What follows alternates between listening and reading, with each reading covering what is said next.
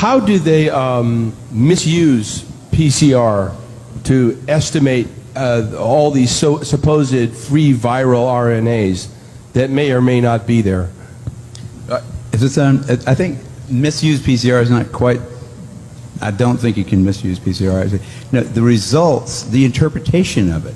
See, if you can say, if they could find this virus in you at all, and with PCR, if you do it well, you can find almost anything in anybody. It starts making you believe in the sort of Buddhist notion that everything is contained in everything else, right? I mean, because if you can amplify one single molecule up to something that you can really measure, which PCR can do, then there's just very few molecules that you don't have at least one single one of them in your body, okay? So that could be thought of as a misuse of it, just to claim that it's meaningful.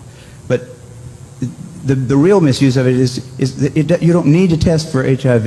You don't need to test for the other 10,000 retroviruses that are unnamed also in the subject. See, somebody that's got HIV generally is going to have almost anything that you can test for because they have definitely been. HIV is a fairly rare virus. There's only 1 million of us out of 250, 300 million people in America that have that virus. So you have to get around, either your mother had to have it and pass it to you, or you have to really be paying a lot of attention to people that do have it and paying only attention to them and get a pretty good chance of getting it that way. It's hard to get it, but if you have it, there's a good chance you've also got a lot of other ones because you've been in the market for it's been possible for you to get a lot of. To test for that one and say that has any special meaning is what I think is the problem. Not that PCR has been misused. It's like.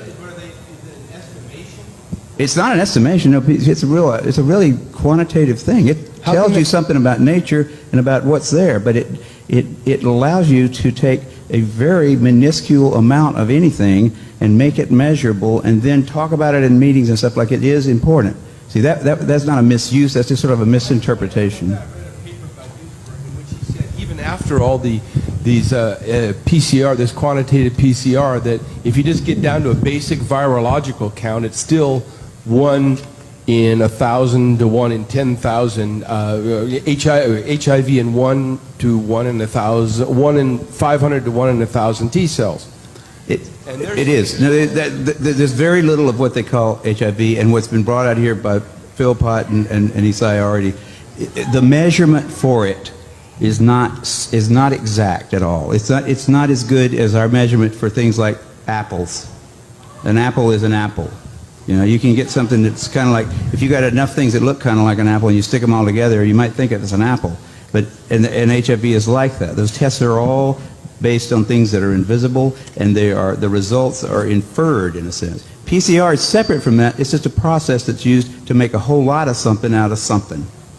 That's what it is. But it's not. It doesn't tell you that you're sick, and it doesn't tell you that the thing you ended up with really was going to hurt you or anything like that. That's what it's not.